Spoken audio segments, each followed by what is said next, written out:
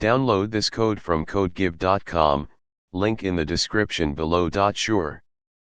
In this tutorial, we will walk through the steps to build and train your first TensorFlow graph using TensorFlow 2.x. TensorFlow is an open-source machine learning library developed by Google, which allows you to build and train models for various tasks, including deep learning. Prerequisites. Before we start, ensure you have the following installed: Python 3.6 or later. TensorFlow 2.x, you can install it via pip. Step 1, import libraries. First, we need to import the necessary libraries.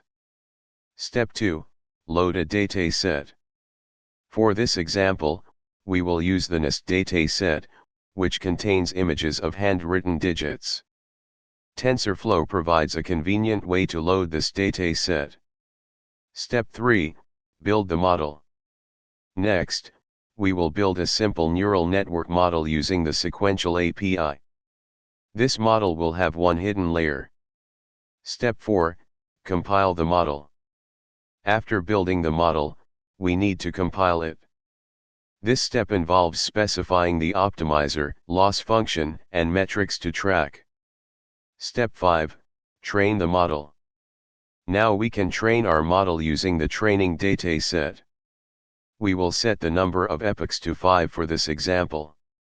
Step 6, evaluate the model. After training, we can evaluate the model's performance on the test dataset. Step 7, make predictions. Finally, we can use the trained model to make predictions on new data. Complete code example. Here's the complete code assembled together. Conclusion. In this tutorial, you've learned how to build and train a simple neural network using TensorFlow to classify handwritten digits from the mnist dataset. You can experiment with different architectures, optimizers, and hyperparameters to see how they affect model performance. Happy coding!